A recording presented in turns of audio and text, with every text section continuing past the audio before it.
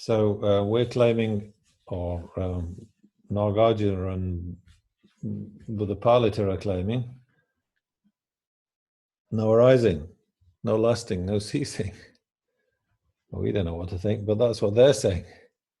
And that's where the opponent gets a bit annoyed. He's doing his best, but he's getting a bit impatient. What's the use of such solely specious refutations? What arise, last, and destroyed are the conditioned. So he thinks it's ridiculous to say there's no arising, lasting, and ceasing. And it's got a point in a way. It's a very radical point of view to take. So, but that's how the middle way likes to get at everybody. But Buddhapalita says, well, I'm just making refutation for the sake of it. We're trying to understand what suchness is here. So that's our project. So that's where we got to. So then Buddhapalita says to the opponent, tell us what you say arises. So then, the opponent says, well, a pot arises. What's wrong with that? So Hanali, what do you think? Hanali, are you there? Your picture is not on, but maybe you are there. What do you say then, Hanali? It follows that a pot arises. And maybe she's not there then. Thomas, it follows that a pot arises. Oh, there you are, Hanali. Yeah, sorry. Accept. Pot arises. Yeah, accept. So you're not agreeing with Buddhapalita and Nagarjuna then? Guess not. Well, so what happens if you say pot arises? Well, it follows the pot does not arise because it has already arisen.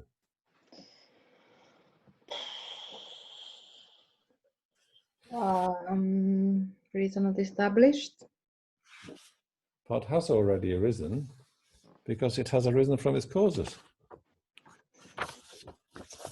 Reason not established.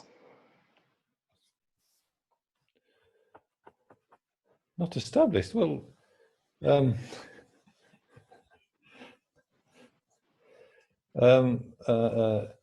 if it exists, it's necessarily arisen.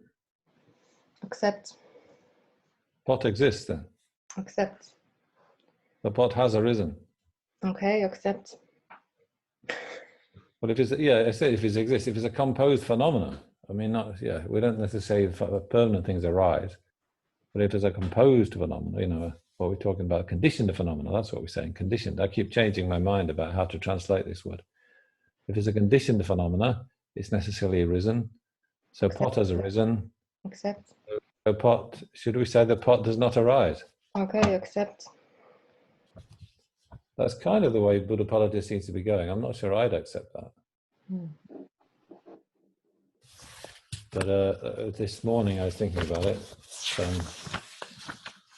So what to say, yeah.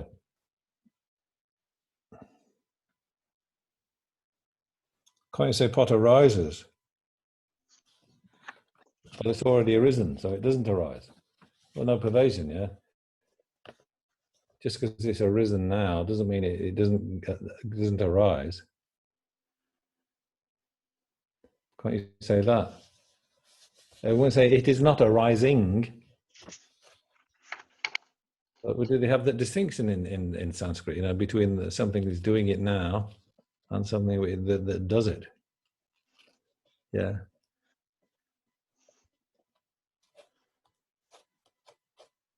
I say my son plays football or something. But it doesn't mean he has to be playing it now, does it? That's his hobby or something. That's his favorite sport. My son plays football. You would say that in English. Is he playing football now? Playing football now? No. But he plays football. It means he just does it a lot. So whether they have that distinction in different languages, I'm not sure. In Tibetan, you can make that distinction. But it leaves you wondering. So let's see what Buddhapalita says. You see, so this is not Nagarjuna; it's Buddhapalita trying to explain Nagarjuna. So the opponent, quite understandably, what do you say arises? He says, well, a pot arises. So think well and say at what stage it should be called a pot. This debate is different from mine. So regarding that, it is not suitable to call it a pot when it has not arisen. Okay, so that's, he understands that. The opponent agrees that, when it's arising, it's not a pot. Only what has arisen can be called a pot. Yeah.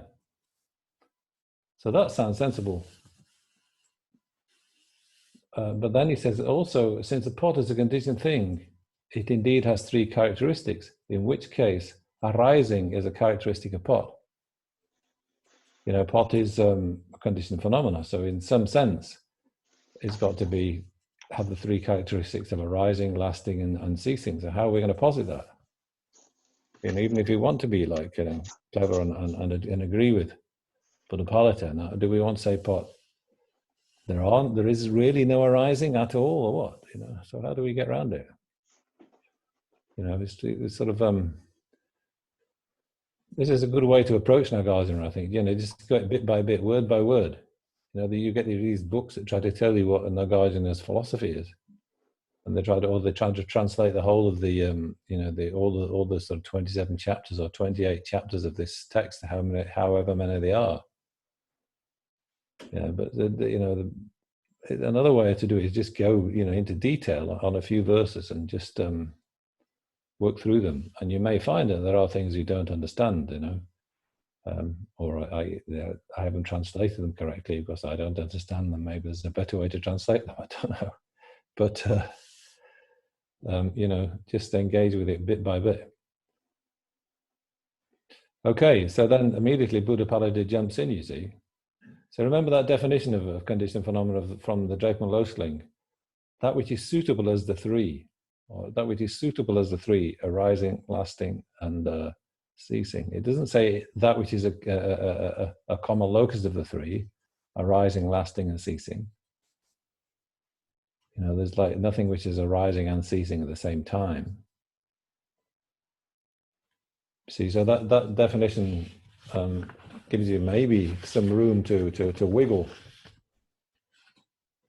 Oh no, the Drakeman Losling definition, that of which the three, arising, lasting, and destruction, or arising, lasting, and disintegration, are suitable. But it's not quite saying that which is a common locus of the three. So, but the Buddhapalita takes this opponent to be saying, yeah, okay, if you say the pot has the characteristic of arising, then he's jumping in with the usual attack, yeah. So how is it tenable to say that? What need of arising again for what exists? What need of the characteristic again for what has the characteristic? So if you say, yes, pot has the characteristic of arising, that's kind of saying pot is arising, but then that does sound silly because pot has already arisen. But what do you say then? Well, we don't mean it's arising now, but it has to arise at some point in order to be a pot. Pot is something which has arisen, so the arising has to be connected with pot somehow. But Buddhapalita is taking the opponent to mean, yeah, well, you're trying to claim that pot has the characteristic of arising, so you must say pot arises. Pot is arising, so it hasn't arisen yet then. Okay, so well, this is the kind of thing we've got to puzzle over, and if you say the pot arises, then these Madhyamikas are always kind of seem to be wanting to say, well, where's the pot that does the arising then? And of course, when pot's arising, there is no pot. So where's the pot that performs the function of arising? Pot's the agent, the doer, and arising is the action. And if you say pot arises, or pot is arising, at the time of its arising, where's the pot? And the opponent says, well, we'd say, well, there is no pot at the time it's arising. So where's the pot when it's arising? And that's, it's still in the future. It hasn't come into existence yet. Okay, so then what do we say? Well, maybe it's a non-pot that arises.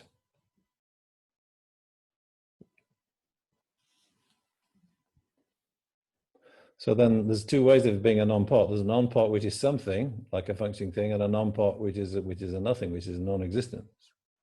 So when you say, well, it's not pot that arises, at the time of its arising, well, what's the opponent saying? If you think that a non-pot arises, yeah, because pot is not there at its time of its own arising. So is it a non-pot that arises then? And then when it's arisen, then it becomes a pot. You know, actually, when the arising is finished, then it's a pot. So it's a non. At the time of the arising of pot, there's no pot. So it's a non-pot that's arising then. But if it's not a pot that's arising, what's arising? So then Buddhapalita gives some ridiculous examples, yeah? So the non-pot, if it's the non-pot that arises, you know, you want to point to the pot, you know, what's doing the arising? And then you go, well, at the time of its arising, it's not a pot, it's a non-pot. So there's a non-pot that's arising then. So what's that? You know, is it a straw mat, a cloth, or else is the non-pot nothing at all? So that's your two alternatives. So the non-pot would either be something, which is a functioning thing, or it would be a non-existent, yeah, a non-pot. So firstly, if the non-pot we're talking about is a functioning thing, well, what is it? So then he says, well, if a straw mat or a cloth arises, or having arisen, how would it become a pot? Well, that seems a bit ridiculous, you know. Nobody's trying to claim that a straw mat would turn into a pot. But or a cloth arises, you know. So yeah, why would you kind of be forced to accept that if you're the opponent? Well, think about that. You see.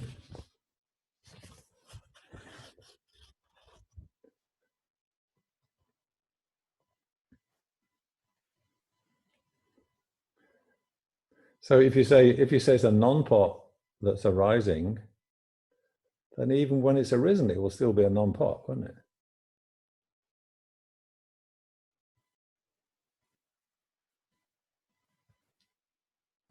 So if there's a non-pot that's arising, then when it's arisen, it'll be a non-pot, because it's just a non-pot that's arising.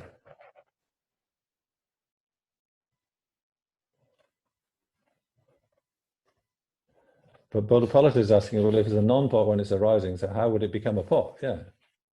So if it's a non-pot that's arising, then it would still be a non-pot when it's arisen. It's arising as a non-pot then. A non-pot's arising, it would be a non-pot when it's arisen.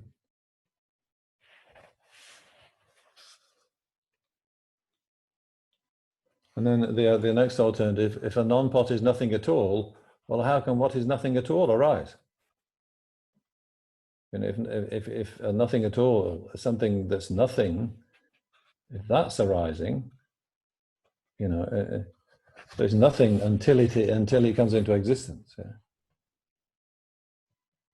So it's a nothing until it comes into existence. So then if you say that, well, why can't a hare's horn or rabbit's horn arise? Why can't a rabbit's horn arise as well? If it's nothing until it arises, if it's nothing until it's arisen, does that mean a non-thing, like a nothing, a non-existent is arising? Well, if you accept a non-existent is arising, then you have to accept a rabbit horn can go through the process of arising as well then.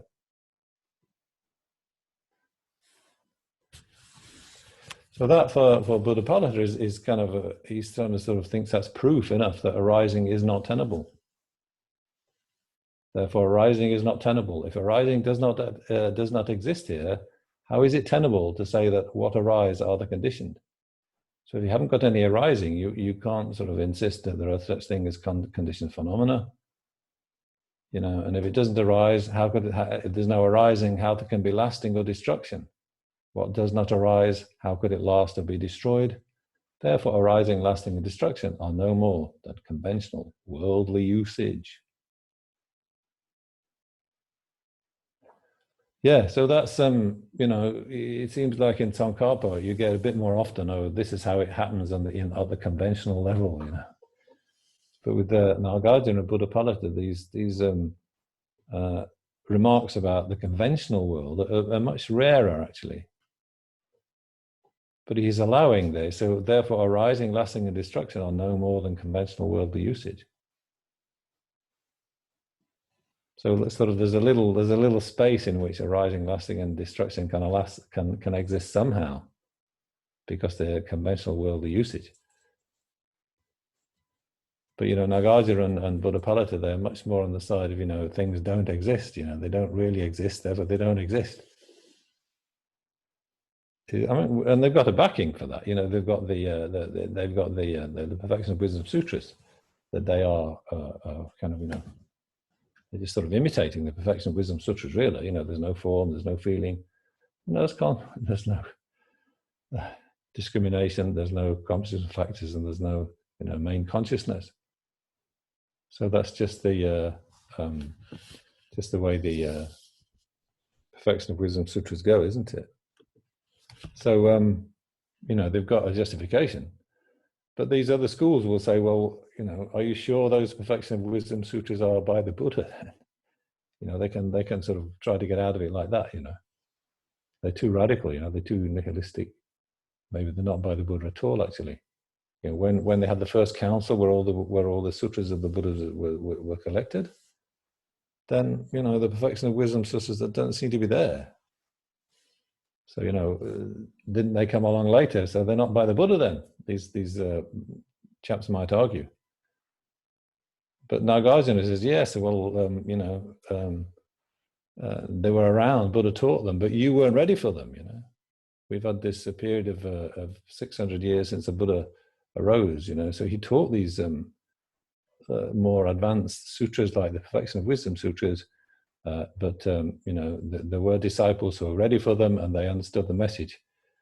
But in general, in the world, the minds of people hadn't ripened sufficiently for them to be ready for this, subtle level of emptiness.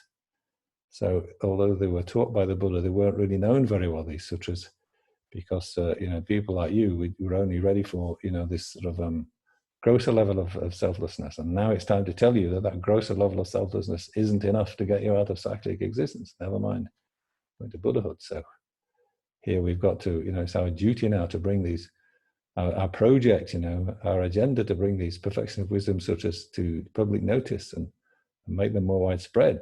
Now is the time. People have had several lifetimes, being able to think about the Buddha's teachings, matured their minds a bit, So now they're ready for the real deal, the subtle emptiness. There's no arising, lasting, or ceasing. Yeah, so I don't know if we are convinced by Buddhapalita's reasoning, you see. But there's something about it, yeah. So if you ask her, where's the pot when it's arising then? What are you going to say? What do you say? Well, it doesn't need to be there, it's coming along later. Yes, well, that's what we can say, yes. So how do we know it's arising then? Well, it comes along later. Well, that's what happens at the end of the process of arising. Yeah? So that sounds sensible enough to me. But there's this question we brought up. If it's going to be arising inherent existence, then there's got to be this connection between the action of arising and the object that's doing the arising. There's some sort of inherent quality of the pot that arises, that it has the power to arise, you see. So that sounds like the powers the pot's arising by its own power then. So then, but there's no pot there, so how can pot arise by its own power when it's not there? So that's one argument you can stick to the opponent, yeah. If you insist on the inherent existence of everything, then the pot has some sort of inherent power of arising somehow.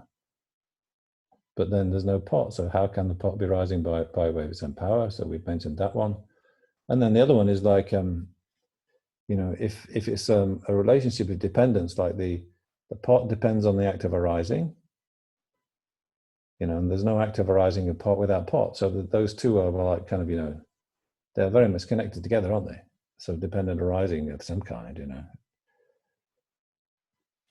So the arising of pot is only there if it is only happening if there is a pot that is happening with or to, or it's only if the pot is doing the arising is the arising of a pot. So the arising of pot very much depends upon pot, and pot cannot be there unless it arises. So the arising of pot requires an active arising to get where it is. So they're very much, the pot and active arising, the action of arising is very much like, two things which are very much tied together in dependent relationship. And an easier one to think about is maybe like the walker and the act of walking, or the singer and the act of singing. How can you have an act of walking without a walker? How can you have a walker who doesn't do an act of walking? You only know he's a walker by seeing the act of walking being done by him. So it's that kind of very close relationship of actual absolute dependence. But if they're inherently existent, if one's inherently depending on the other, what are the consequences of that? It's all right to say they depend on each other, but if you say they're inherently depending on each other, so if you say, pot, if you say pot inherently depends on that act of arising, then that's something else, Because I'm holding up this mobile phone, so that's like the mobile phone is being supported by me. So the phone is the supported, and my hand is the supporter. But if that's inherently, if there's inherently established as being like that, so that it means that the phone is inherently supported by my hand. So then it would have to go on being supported by my hand at all times and all places, because it's just built that way. It's in its very nature to be supported by my hand. So wherever the phone existed, it would be, it would require my hand to be there. And the other way around, yeah. So if my hand is inherently supporting the phone, then as long as my hand exists, then the phone has to exist in my hand then, because I'm inherently supporting it. It's like, by way of my own nature of my hand, it is supporting the phone. So as long as the hand maintains its nature of being a hand, then it maintains its nature of supporting that phone, and therefore it has to be supporting the phone all the time. So I'd have to go to my grave when they bury me. I'd have to be holding this phone in my hand still. It'd never be separated, the hand and the phone. So we've got, you start thinking about that. So then so that means that if the arising of pot is there, then pot has got to be there. The arising pot and pot are inherently, in a relationship of mutual dependence. Then if the arising of pot's there, then pot's got to be there. So what's the consequences of that? The consequence of that pot's got to be there at the time of its own arising, which it never is. So that's that's something the opponent's got to face up to. So that will come up again in the text. It's kind of quite an important argument. Might sound a bit complicated, a bit abstract, but it's going to come up again. So just we don't have to understand it fully at this moment, but continue to think about it. We brought that argument up already, I know, but it's it needs a lot of thought, you see. So that's kind of the consequence. It's not like Buddhapalita actually says that explicitly, though, does he? In his argument here, he's not saying, look, if you think the pot is arising and you're grasping its inherent existence, then the pot's got to be there at a time of its own arising. But that's the area he's moving into. He's saying, well, think at what stage it should be called a pot. So he's kind of asking that question, but not explicitly, I think. So that's one argument that to say why the pot, when you ask if there is arising, is it the pot that's arising or is it a non-pot that's arising? If there's a pot that's arising, then what's the fault? Yeah, but there is no pot when it's arising. If it's a pot, it's already arisen. So where's this arising of pot that you're talking about? Oh, it happens before the pot arises. So it's something that it's not a pot when it's arising. Okay, so it's a non-pot. So a non-pot arises then. and becomes a pot. Well, you kind of want to say that, yeah, at the time it's arising, it is a non-pot. But then, well, how does it get to be a pot? If a non-pot's arising, then it should be a non-pot when it's arisen. Like if it's a pot that's arising, when it's arisen, it's a pot. So saying a non-pot arises is a bit tricky. Non-existent, a non-existent non-pot, that's, non-existence don't arise.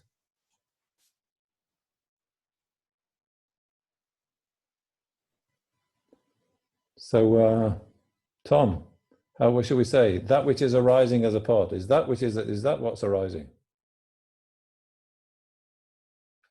Can you hear me, Tom? Yeah, except. You accept? No, so why? Yeah. When we ask what's there at the time of the arising, yeah? It's that which is arising as a pot, that which will be a pot when it's arisen.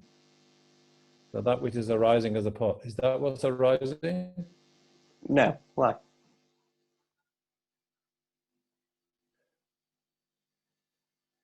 Oh, well, it's because it sounds very good. There's no probation.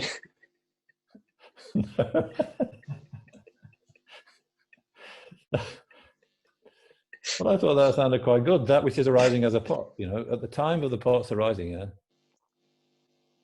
Tell us what stage should be called a pot. Well, it's not a pot until it's arisen. So what is it? What is it that's actually doing the arising? Then you say, well, that which is arising as a pot. Maybe that's doing the arising. Not convincing? At least, no, he's not established. So that which is arising as a pot, that's not arising then? No, it exists. At the time. It's lasting cycle. Yes, so that which is arising as a pot has already arisen. Yeah. So that's Tom didn't fall into the trap of accepting. So that which is arising as a pot, that's already arisen.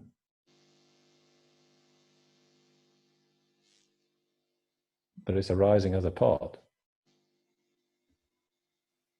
You see, so it's got to think about this. And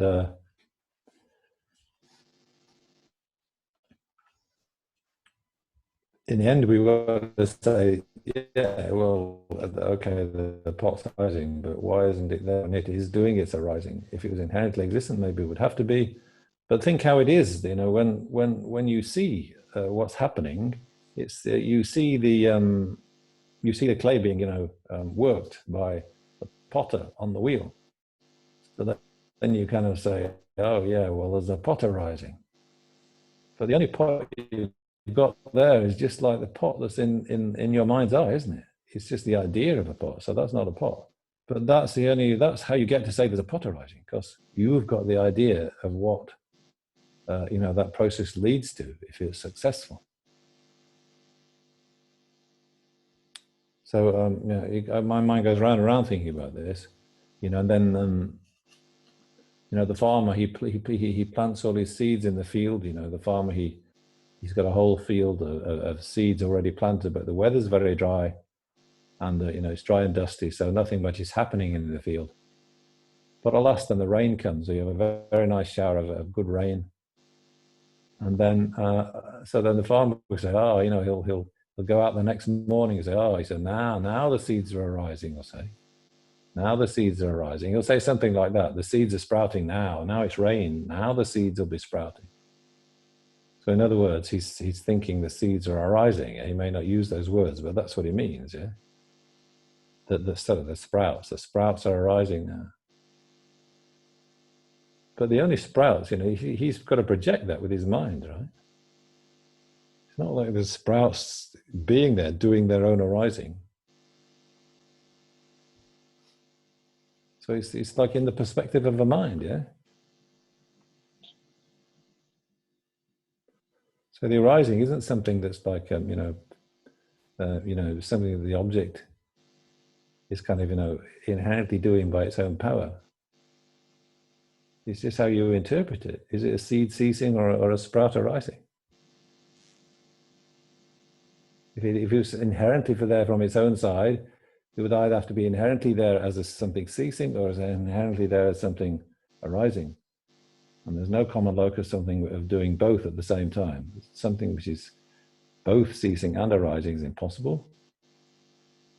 So it's just how you juggle it with your mind. It's just how you arrange it in your own mind, and then you can say there's a sprout arising.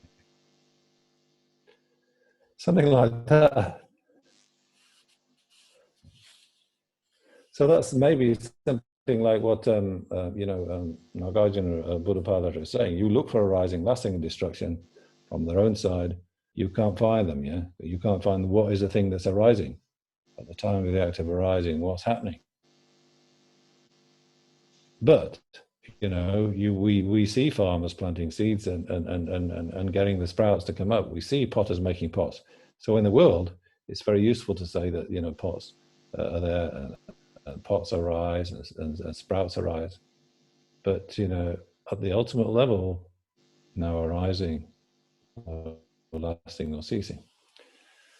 Anyway, so I don't know how to explain that really well, but I think you just have to take Buddhapalita's words and sort of play with them.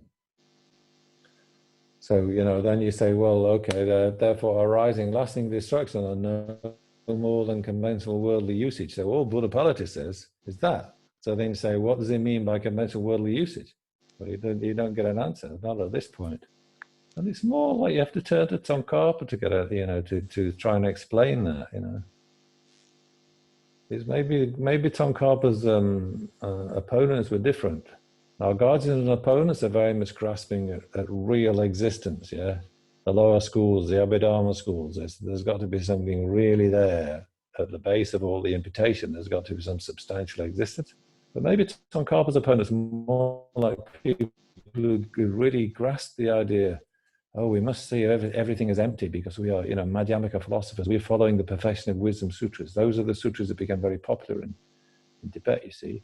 So maybe in Tom Carper's day, you've got people thinking, oh, everything's empty, therefore the conventional world is a superficial appearance that's,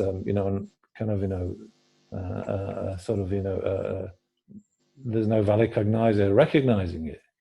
It's just sort of an appearance to ignorance. So they're going, Nagarjuna, Tom Carper's sort of opponents, or the people that he was more interested in dealing with, weren't just these Abhidharma schools, but they were the people who'd gone so far into sort of their, interest in emptiness that, they were having difficulty in sort of positing conventional truth. And so Tom Carper's trying to bring them back. So look, the conventional world is also has its own way of being, and you've got to recognize that. You can't just say everything's just an appearance to ignorance. Otherwise, how do you have good actions producing, positive results, and negative actions producing, results of suffering, and so forth? How do you have pots? How do you have clay being produced from pots? How do you have sprouts arising from seeds? So you've got to have a way of positing the conventional world too, and Tom Carper's taking a bit more interest in that, whereas Nagarjuna and Buddhapalita are maybe more just trying to get people to wake up to the sort of marvelous solution of everything's empty. I don't know. Just speculating.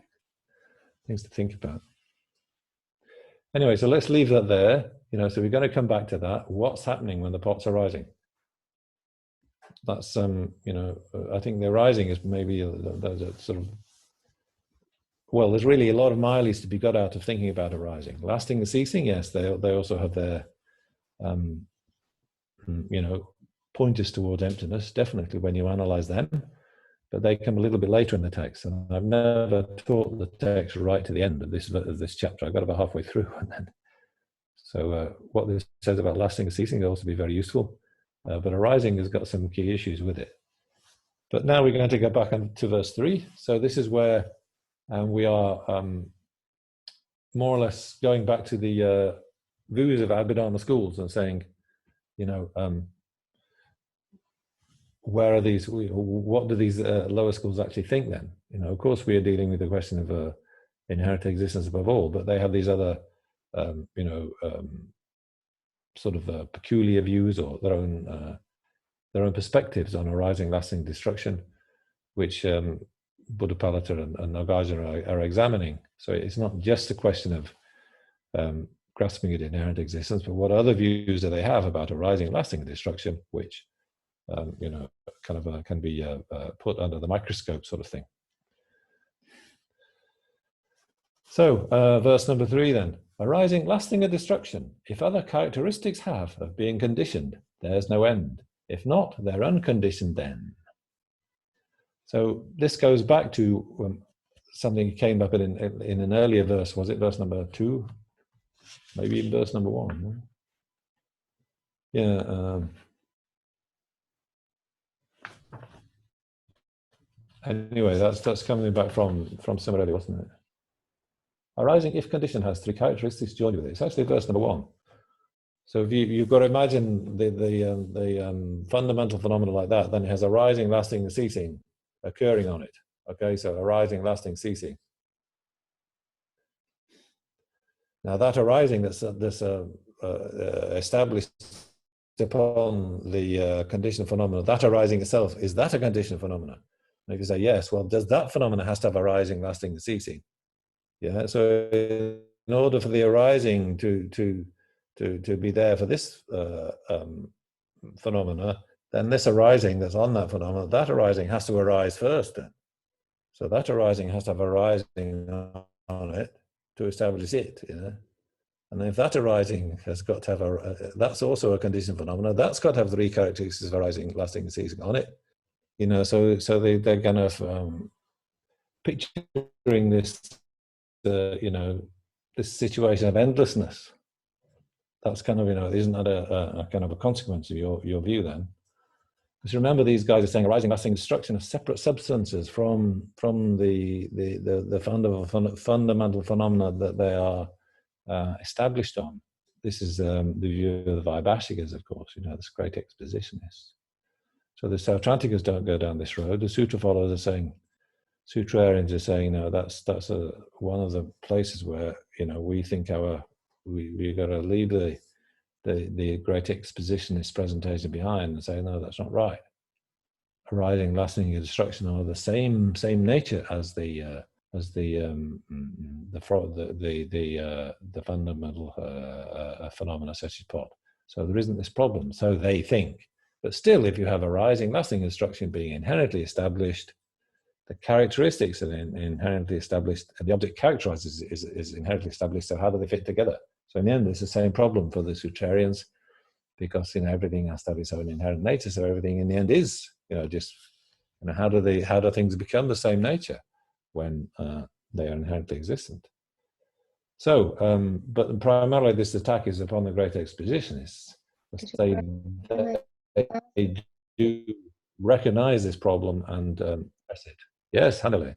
Yeah, I was just wondering, why is it a problem if arising itself has arising, lasting, and ceasing, and so on? I mean, if mind is beginningless, why shouldn't other phenomena be beginningless as well? I mean, why is that like a fault? Well, if you remember that another aspect of this philosophy is that arising, lasting, ceasing are causal factors. So arising brings pot into existence, right? So arising is there at the time when pot is coming into existence. And I don't know if we'd say arising of pot is a cause of pot. I was thinking about that this morning, because it has to be there before pot. We kind of pretty clear that by now, I hope that, the arising takes place before pot comes into existence. So is the arising pot a cause of pot, like the potter and the wheel and the clay? Anyway, these people have the idea that all the 3 phenomena are causal. Yeah, if you remember that document, the opponent schools, some of their views that kind of we were looking at with that document. One of them is that these three cause the phenomena that's we're talking about. So if the arising, then the arising definitely has to come before the pot and then cause it. So then there must be another arising before this arising, causing that arising that makes pot arise. Okay, so that before you can have pot, you have to have this arising. Before you can have this arising, you have to have another arising. So before you can have that arising, which is also a conditioned phenomenon, there must have been another arising causing it, another was causing it. So how would you ever have pot? How would pot could ever come into existence? I mean, wouldn't there just be the immediate arising that causes it, and then all the other arisings are, further in the past? I mean, I still don't see why that's a problem. Well, it's you'd never get pot would never arise because there would always all these other arisings would have to arise before pot could arise. But, I mean, they are in the past. They are not hindering pot from arising, the way I understand it. It's like there is the immediate cause, and then there are all the other causes preceding the immediate cause. Same with the arising. I don't see the problem. Yes, but pot would never happen then because all these other things. There's an infinite number of arisings that got to happen before pot could happen. So there would never be a pot. I don't understand, anyways. Well, if there's an infinite number of causes, infinite number of arisings that have got to arise before pot could arise, then pot would never arise. Pot does arise, so that view can't be correct. Let's read what Buddhapalita says then. See what he's and this is a fault which the opponent school itself recognizes. So they have their own way around this. So it's not like this is just one of Buddhapalita's criticisms that the other schools can't recognize. They can't get what he's talking about. So they do have their own solution to this problem, but maybe the solution is not. It just has its own big faults anyway, so maybe it's not such a good solution. But they are aware of this avenue of criticism, you see. So Buddhapalita says, do the arising, lasting, and destruction of what are taught as the characteristics of the conditioned have their own other characteristics of being conditioned or not? So you've got to decide the arising that is, established on pot, for instance, and it's causing pot in this school quite explicitly, and all those three are causal factors. So is that arising conditioned? If it is, then it has to have the characteristics of the conditioned. And I could say, but it's not conditioned, of course. That's a possible one. I have to answer that too. So here, firstly, if they have other characteristics of being conditioned, then it follows there'll be no end. An endless regression, as they call it. Arising would have arising, and that would have another one, and that would have another one too. Since it would be interminable, that is not acceptable. If you consider that an endless succession is unsuitable, and think that the three characteristics, do not have other characteristics of the conditioned, in that case they would not be conditioned things. As has been explained previously, if they're not conditioned, how will they be characteristics of the conditioned? Yeah, so if you want pot to arise, you'd never get it to arise because all these other arisings would have to arise first. This substance has to give rise to that substance, give rise to that substance. So the pot would never be there because all these arisings would require a prior arising before they could arise. So you'd never get pot to happen.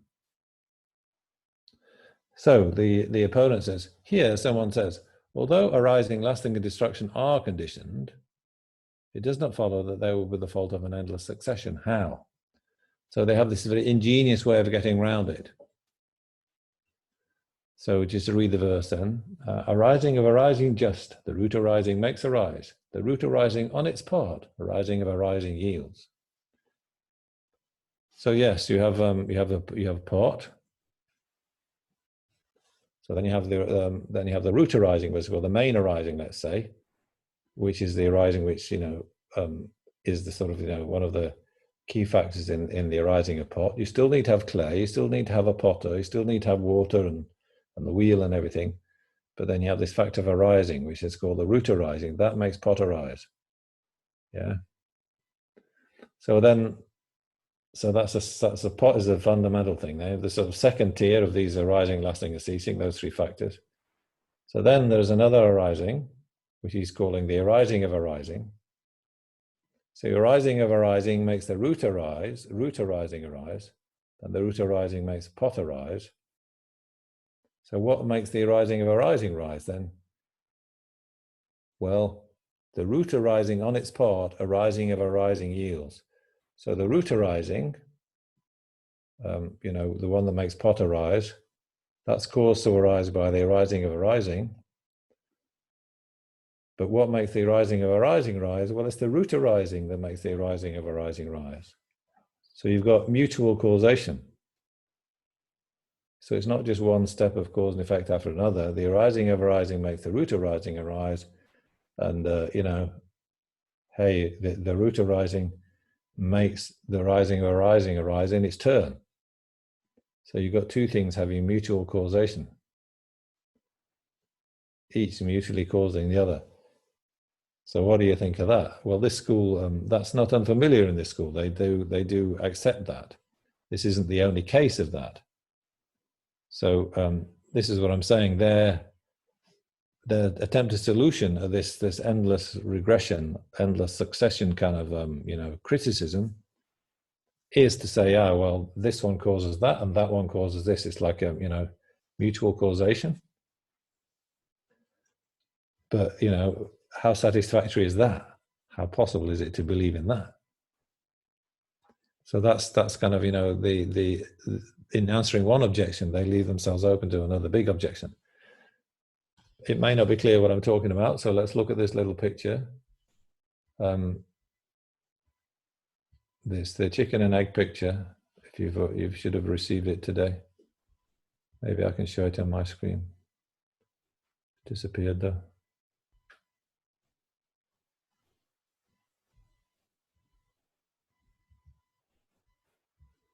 Well, that's funny. Where's it gone to?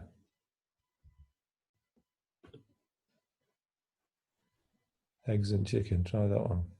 Yeah. You've got the picture in your own computer, so I don't know if it's easiest to look at mine or what, but I guess I show mine. Drawn by a brilliant artist who's may wish to remain anonymous. I don't know. Yes, Chris Jimper knows who the artist is.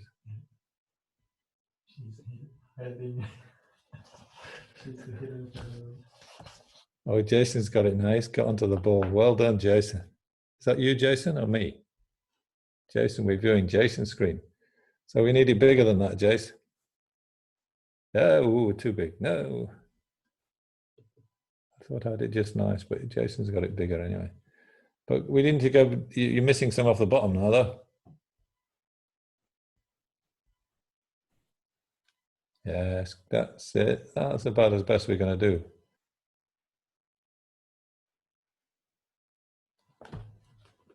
Probably still missing one line at the bottom now. There, I think that's it. Yeah, stop.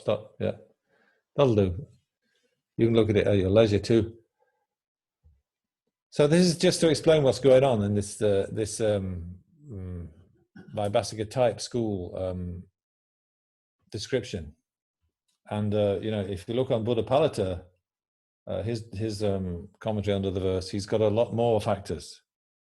He's just unbelievably complicated number of all these different factors that are going on. So I've tried to simplify it down a bit, right? So this is a simplified version. And in the treasury, the Abhidharma Kosha, where these things are laid out in all seriousness by the schools that they're talking about there, they use four. In the Abhidharma Kosha basic treatment, there's four. There's arising, abiding or lasting. Then there's aging, and then there's ceasing. So they have four, but I've tried to keep it as simple as possible. So there's just the three factors, which are the three factors which are in the text, of course: arising, lasting, and ceasing. So I hope you can see that then. So the main phenomena is at the bottom, the principal dharma, the phenomena, that's pot. Okay, well, we should read from the top then. So one chicken produces many eggs, but one egg only produces one chicken. So this is the the kind of a little a kind of clever way of helping you to sort of get your mind around this complicated presentation. One chicken produces many eggs, but one egg only produces one chicken. So you've got the chicken there. But let's start off at the bottom. So the part that's the main dharma, right? So that's the principal phenomena we're interested in. That's the one that's all centered around, really. The part's the thing we're making, and all the other things are just the complicated bits that you have to kind of come up if you want to explain conditioned phenomena. So the main sort of agent here is this factor of arising. So, as I said, on any conditioned phenomena, there should be the three: arising, lasting, and ceasing. So, arising is what we think of as first of those three factors. Okay, so that's why it's the chicken, and so that's the one that's doing a lot of the action. So, as we said, it's the arising which causes the pot to arise. But it also causes the other factors to arise as well. So arising isn't just responsible for the arising of pot. It sort of brings into existence, or is necessary for the coming into existence of the other two conditioned phenomena, which we're calling at the level of the primary characteristics. So you have the arising, lasting, and destruction. So those are the primary characteristics.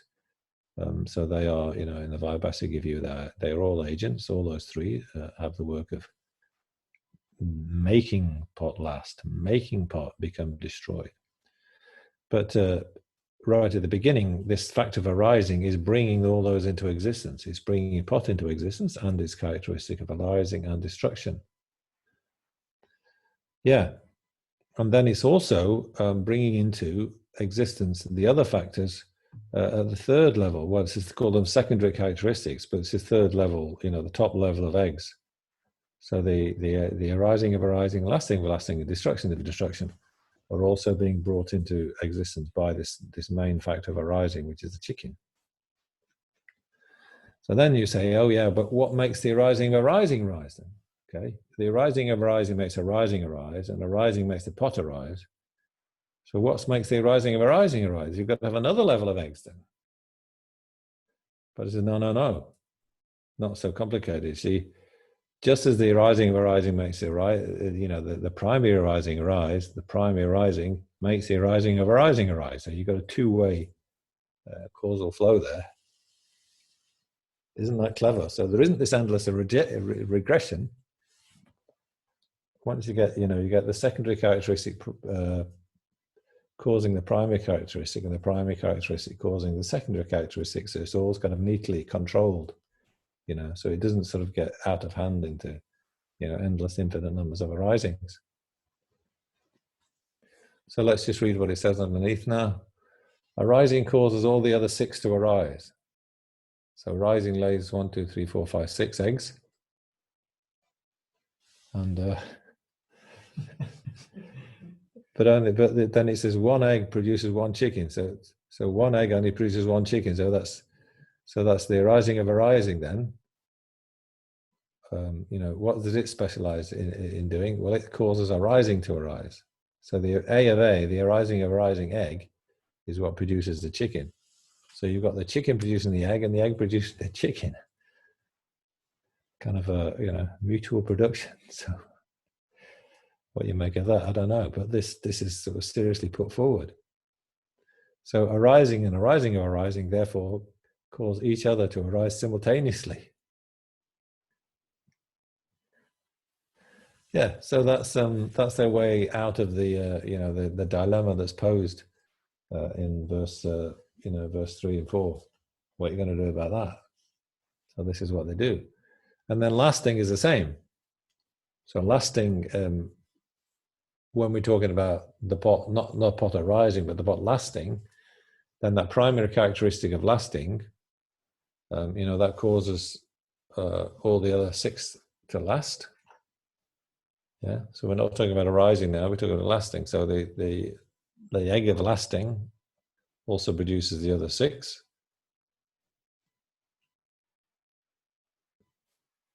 And then, but what produces the lasting itself? Oh, well, there's a lasting of lasting. So the lasting of lasting is the one that causes the lasting to last, you see. The arising of arising causes, the arising causes lasting to arise.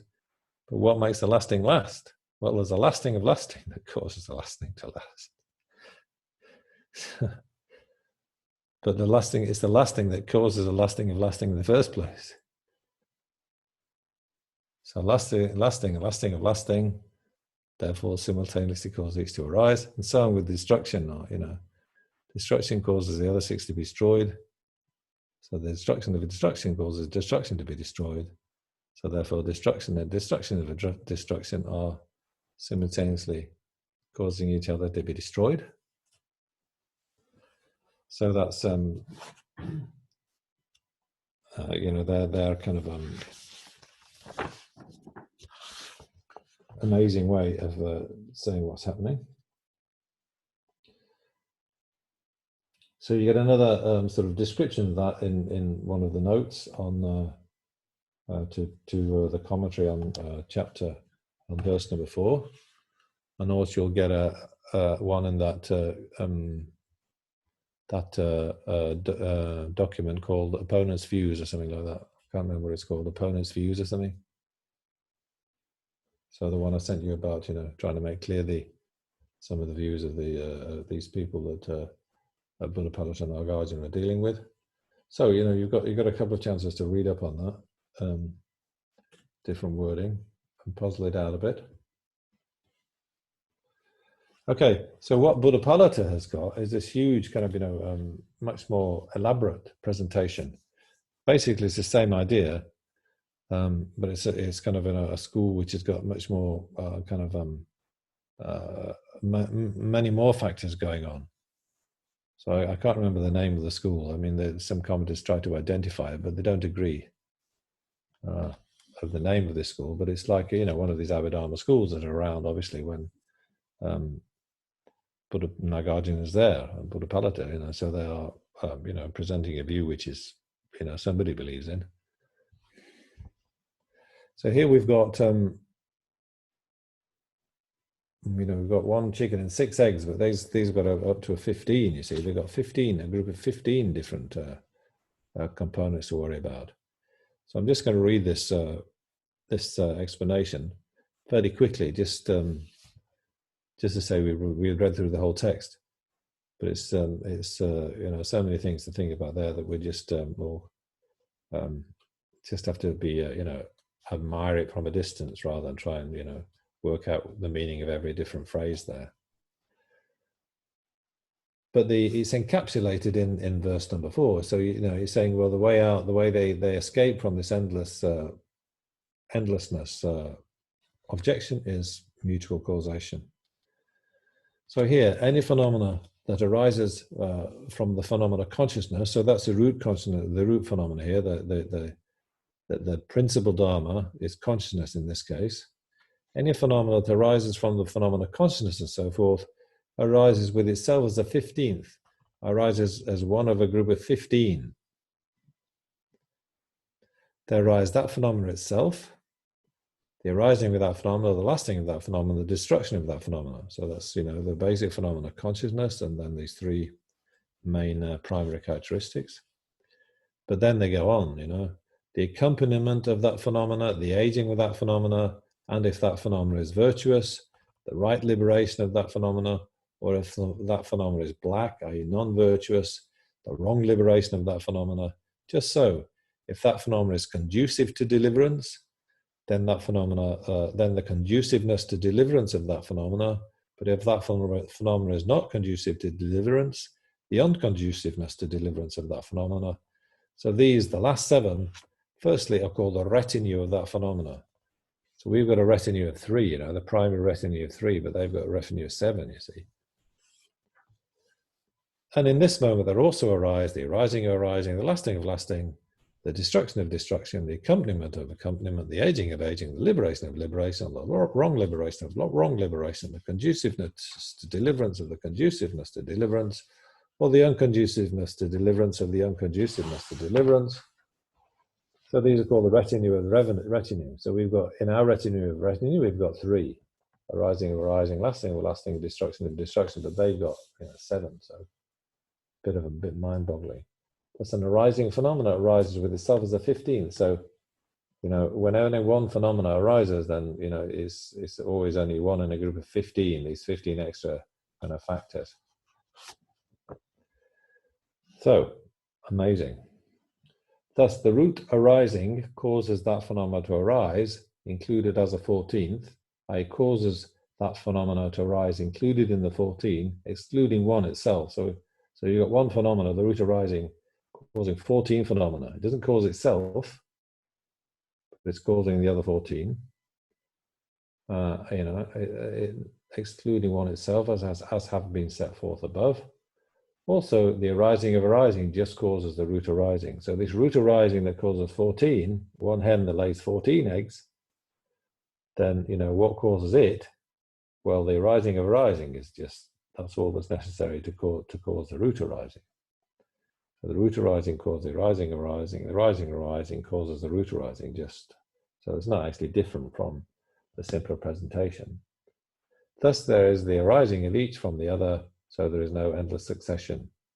Yeah, so you have to have this mutual arising, you see.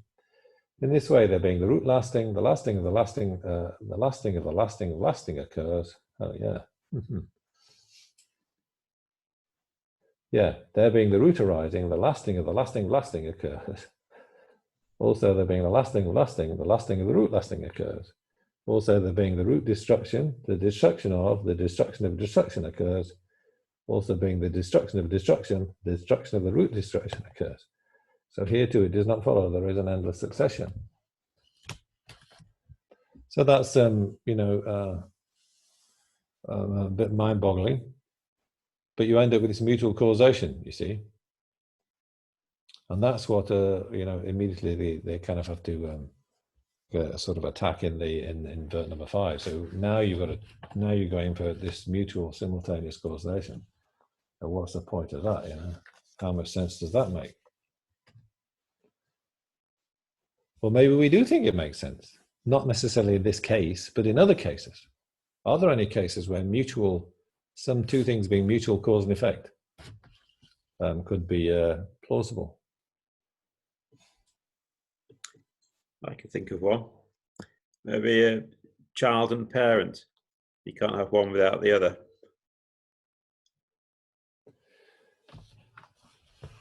Yeah, but okay. So the parent caused the child, the parents caused the child, yeah? Yeah, without the child, you wouldn't be called a parent. You would just be an adult. Yeah, but does the child cause the parent though? Well, it doesn't cause the parent to exist, but they exist, but they cause them to have the label parent.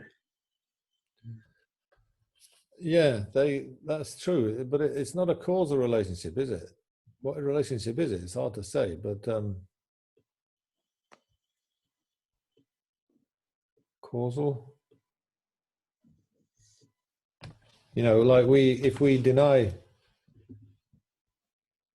and they wouldn't be simultaneous, you see.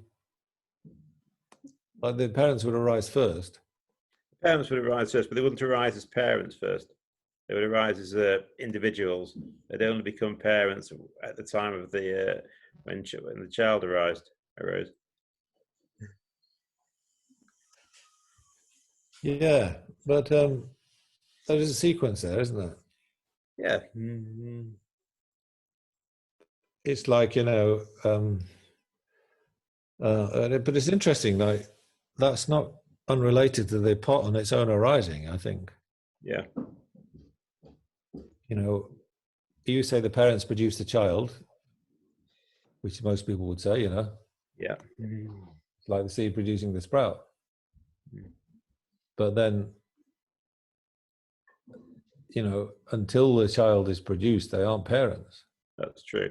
Only when the child is produced are they suitable to be labelled parents. Yeah. So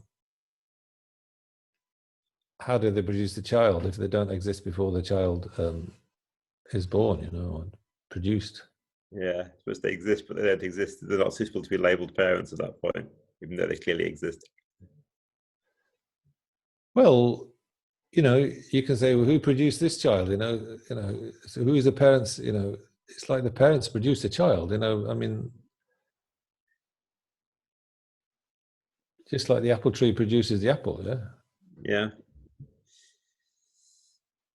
So it's like Yeah, without an apple, it wouldn't be an apple tree. you can only impute them to be parents in dependence upon them being a child, but Yeah. there is no child until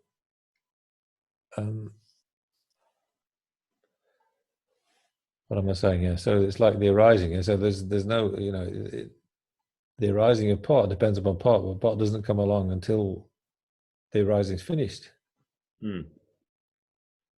So that's kind of, you know, if you think about that, if you knew how to think about that carefully enough, then it leads you to, you know, say, well, and everything must be merely imputed then. Yeah. All these actions have a cause and effect. Yeah. I mean, it seems like, you know, this is solid, you know, natural substance, clay producing a pot, you know, with somebody's hands. So why on earth would that need to be imputed? It's all kind of solid natural things happening in a kind of, you know, a way that's very, very material and down to earth. So why does there need to be imputation there? But, you know, when you go into it, it's like you can see how it only gets to be what it is, you know, in the perspective of the mind observing it. So I wouldn't say that's a case of mutual cause and effect, though. Okay. But yeah, it's an interesting case. You know, we don't say the child produces the parents. No, not in that sense. It's not that we just have to listen to what worldly people say, you know, but they're the experts on, you know, with seeds producing sprouts and, you know, clay producing pots and parents producing children. Like that's the world who knows about these things. So we have to listen to their views carefully. But in here we've got the arising, produce, arising, produce, arising. So there's two things arising simultaneously, and by arising simultaneously, they enable each other to arise. Yeah. So that's the kind of what we're trying to focus on. Maybe it's only a one way. You know, it's only the effect is the cause is producing the effect one way, and not the effect producing the cause, as it were. But still, the cause and effect arising simultaneously. So that's what I'm looking for, and that's what I think Nagarjuna and company are picking on. You see, so we've got to visualize a situation where the cause and effect both arise simultaneously. Have we? Is that what you're saying? And they say yes. So the parent and the child, although you've got, you know, you're some sort of it's got its own setup there. It's not like the parents and the child are arising simultaneously. Like the people say, well, the parents were there and they made the child came from them. Yeah. The parents were there before the child was produced. Yeah, they exist before that. They just labeled different. It's only like retrospectively we can say the parents. And when the child's there, then we can say, oh yeah, they're the parents. So they caused it. Yeah, so that's interesting. But mutual cause and effect, anybody got any credible or good examples of that? Anything that actually goes on in the world? So Tim's come up with one suggestion. Anybody's got any others?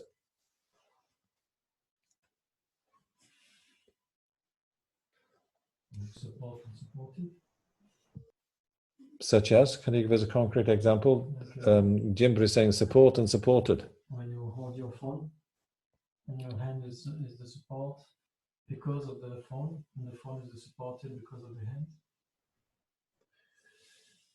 Yeah, so support and supported, like me holding my phone in my hand. That sounds like this one that we talked about, like that when a bird stands on the branch. So this is a one-way cause, I think, you know.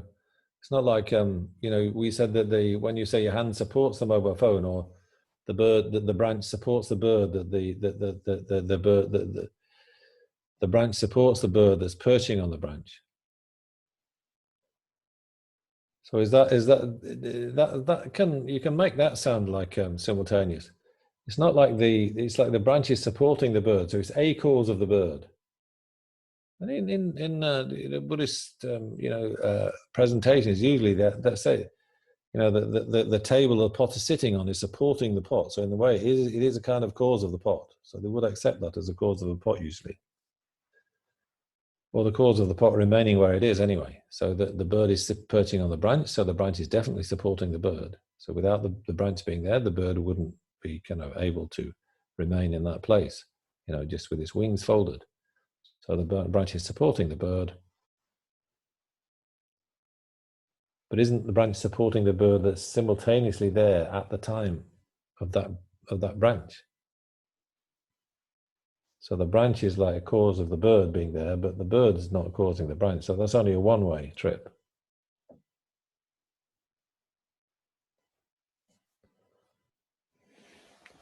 So that's that's a good example, really, of something. It almost seems like simultaneous. Like as soon as the bird perches on the branch, then the bird is just resting on the branch. So the branch is supporting the bird that is there at the moment of the branch doing the supporting. So the support and supported cause and effect do seem a bit simultaneous there.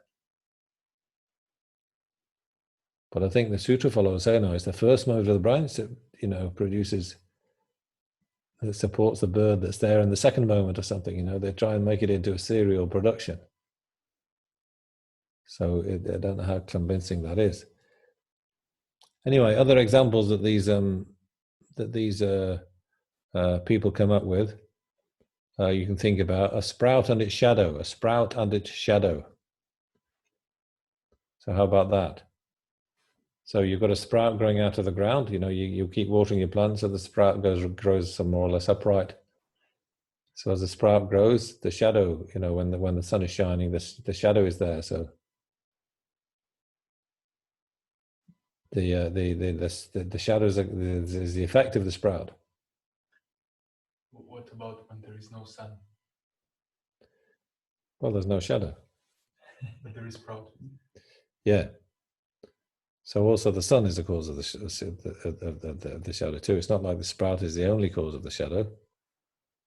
So Dzogchen is asking, well, what about when there's no sun there? Okay, there's no sprout. But if you put your sort of finger in the way of the like I'm doing now,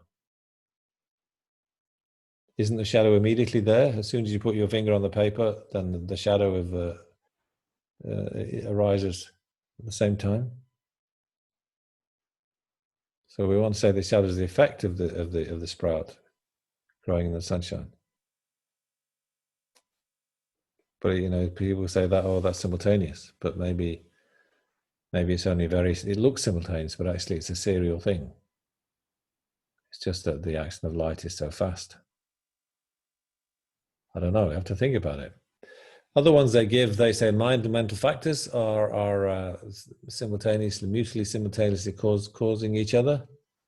So the mind and mental factors, if you studied awareness and knowledge, and then the four elements. So that in a piece of material substance, maybe like a piece of paper, yeah. So you have the four elements: earth, air, fire, and water. So they're all mutually supporting each other. Again, they're all helping each other to exist. So that's sort of mutual, simultaneous causation, they say. They're all there simultaneously, all the four elements, and therefore, they're all causing each other, helping each other to exist. So aren't they all just mutually, cause and effect at the same time? So that's mutual cause and effect, yeah. So the earth is supporting the fire is supporting the earth is supporting the water is supporting, so that's a mutual one. Same with the mind and mental factors. So these are some of the examples they come up with from their looking in the treasury for their ideas. So they do say, don't be so surprised. Mutual cause and effect does happen. Don't worry about it. But absolutely refuted by the Sutra follower school, the Sutrarians, and also by Nagarjuna and Buddhapalita. So they spend some time arguing about that one. So that's a bit more comprehensible, yeah. I think we can understand their arguments about that one a bit more easily. But maybe not today. We'll have to finish now. So I haven't given much time for a bit much conversation. I'm sorry if we had a bit too much talk from me today, but so many things to wonder about.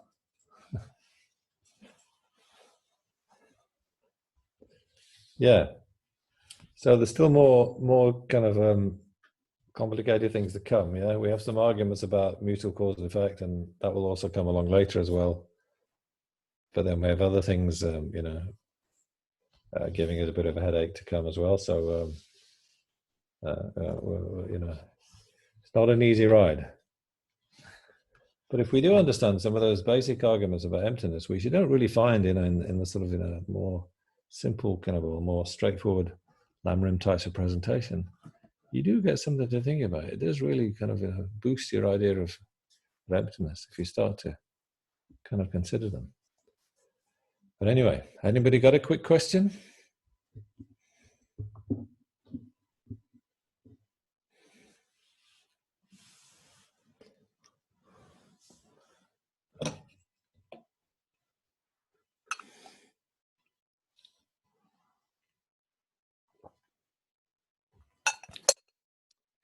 Yeah, okay. Well, I've given you something to think about, I hope.